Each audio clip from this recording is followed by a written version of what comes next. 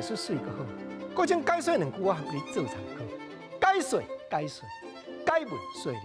各种来讲是站聊天顶，咱拢知日本时代二七抗日志士传奇人物，甲因兄弟翁姑的两个去到台南府城，要去小找一个足久无联络的老兄弟。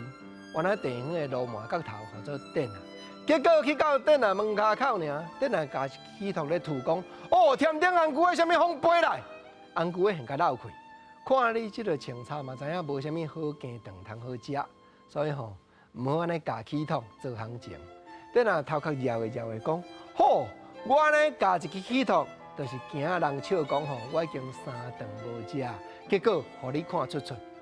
斗阵的，看你安尼穿甲你油老足重嘛，知影讲日子歹过，近来吼，食无啥物好羹饭哦，朋友，羹饭这句词，民间有咧流传。不过目前的书店差无，就是讲艰苦散车人所度的日子，食迄落平常的三餐，安尼叫做羹饭啦。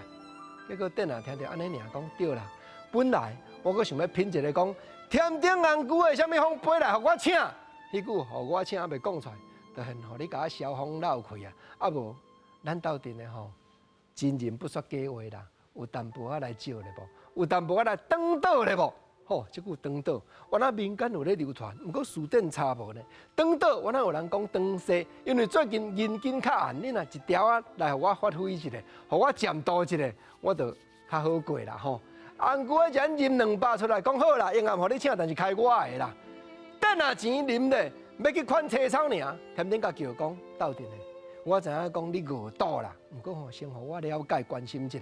较早你踮地方咧佚佗做农忙都袂歹，哪会即摆才歹过？啊，都正人甲我客济你，客济，原来民间流传的用词，不过书店差无，啥叫客济？就是甲我拜帖，正人尻川捡小我对付我一个，啊是安那人拢甲你客济，啊都煞毋知影小西门的啦，六甲顶啦，大桥头，遐地方的角头。因拢负日本人，干那我来负恁聊天顶翁姑的啦。到尾啊，一寡好康啊，因拢硬了了，无人要分我。当然，我这个路麻就愈做愈无行情，日子就愈来愈歹过啊！你朋友，这站聊天顶传奇人物的故事，各种就是咧照你讲，民间流传真侪趣味的用词啦。